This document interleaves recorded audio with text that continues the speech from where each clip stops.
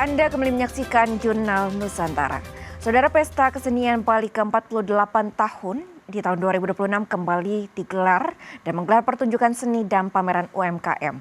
Melibatkan ribuan seniman lokal, ajang selama sebulan ini menjadi wadah utama pelestarian budaya dan ekonomi kreatif Bali.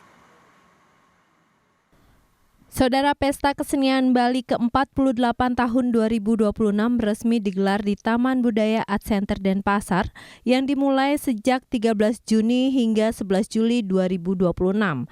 Selama hampir sebulan, masyarakat disuguhkan beragam rangkaian kegiatan yang menampilkan kekayaan seni dan budaya Bali, sekaligus menjadi ruang ekspresi bagi para seniman dan pelaku ekonomi kreatif.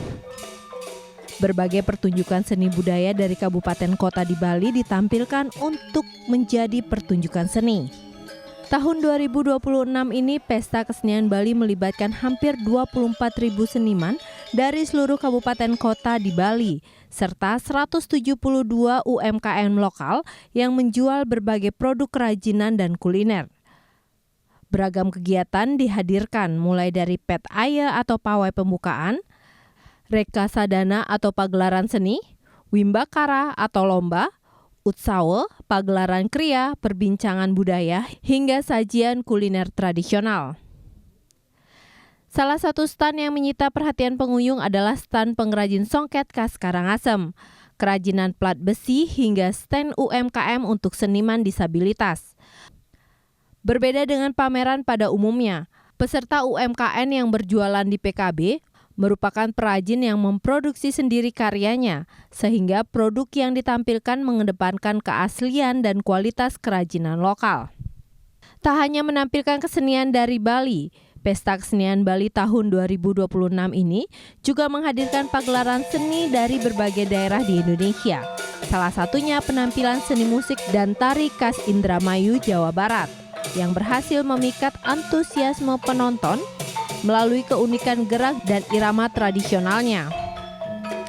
Selain pagelaran seni domestik, ada juga kesenian luar negeri yang ditampilkan, misalnya penampilan tari dari Korea Selatan yang sangat menarik perhatian pengunjung. Selain menikmati pertunjukan seni, pengunjung juga memadati kawasan kuliner yang menyajikan beragam hidangan khas Bali. Melalui Pesta Kesenian Bali, pelestarian seni dan budaya diharapkan terus berlanjut sekaligus memberikan dampak ekonomi bagi pelaku seni dan UMKM lokal. Putu Farah, Komang Suarbawa, Kompas TV, Denpasar, Bali. Hampir sebulan penuh Pesta Kesenian Bali ke-48 sukses digelar. Event ini menjadi panggung bagi ribuan seniman sekaligus motor ekonomi ratusan UMKM lokal. Lalu bagaimana hasil evaluasi dan dampak nyatanya bagi masyarakat? Kita akan langsung membahasnya bersama Kadis Kebudayaan Provinsi Bali, Ida Bagus Alit Suryana. Selamat pagi Pak Ida Bagus, terima kasih telah bergabung di Jurnal Nusantara pagi ini. Dan terkait dengan PKB 2026 Pak Ida, ini sudah berlangsung hampir sebulan. Lantas bagaimana evaluasinya, kemeriahannya dan juga yang menjadi daya tarik utama dari PKB tahun ini? Baik, selamat pagi Mbak Clara. Pertama kami sampaikan berkaitan dengan pelaksanaan Pesta Kesenian Bali yang ke-48 tahun 2026 ini. Ya tentunya ini merupakan pestanya rakyat Bali. Jadi mereka berduyun-duyun, berbondong-bondong datang ke Taman Budaya untuk menyaksikan suguhan-suguhan tarian-tarian seni yang ditampilkan sesuai dengan jadwal yang sudah kita tentukan. Ya tentunya dalam perjalanan ada beberapa hal yang perlu kita evaluasi. Ya tentunya kita juga kegiatan ini kita laksanakan mengacu evaluasi pada tahun lalu. Jadi untuk tahun ini yang perlu kita evaluasi adalah satu berkaitan dengan pengaturan jadwal. Jadi jadwal yang kita tetapkan sekarang ini di luar dugaan kita. Ternyata animo masyarakat di dalam menonton sajian seni itu yang dulunya agak kurang penontonnya sekarang bertambah, artinya luar biasa banyaknya, sehingga kita prediksi hari-hari tertentu akan terjadi kemacetan lalu lintas. Ternyata akhirnya sekarang setiap hari.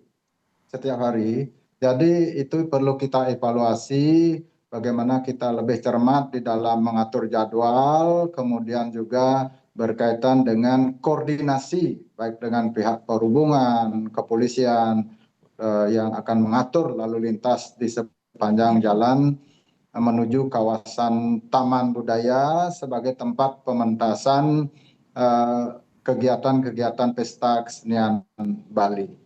Baik, antusiasme masyarakat. Baik, Pak Ida, antusiasme masyarakat ini terlihat sangat tinggi begitu ya untuk mengikuti PKB tahun 2026. Lalu kemudian Bapak, apa yang menjadi daya tarik utama tadi sebelum kita mulai berdialog? Sempat terlihat ini banyak sekali tarian menarik. Apa kemudian tarian spesial yang dihadirkan di PKB 2026? Kalau kita lihat tarian spesial, semua spesial. Karena masyarakat Bali sangat menghargai budayanya. Di masing-masing kabupaten kota punya ciri khas budaya tersendiri, sehingga masyarakat itu selalu ingin tahu, ingin bagaimana ciri khas daripada seni-seni yang akan ditampilkan oleh kabupaten. Nah, itu yang merupakan salah satu daya tarik bagaimana masyarakat begitu tumpah ruah datang ke pesta kesenian Bali. Nah, jadi walaupun seni itu ada di kabupaten lain dari wilayahnya, tapi mereka merasa memiliki bahwa itu adalah budaya Bali yang perlu dilestarikan. Jadi mereka sangat peduli dengan budaya Bali itu. Baik Pak Ida, bagus. Tadi disebutkan setiap wilayah menampilkan tarian ciri khas masing-masing wilayahnya di acara PKB 2026. Dan melihat keterlibatan dari 24.000 seniman dan juga ratusan UMKM. Lantas Pak Ida, bagus, ini bagaimana PKB tahun 2026 dapat mendongkrak ekonomi masyarakat lokal? Terima kasih. Ya, tentunya kita juga berkaitan dengan UMKM. Kita bekerja sama dengan Dinas Koperasi Provinsi Bali.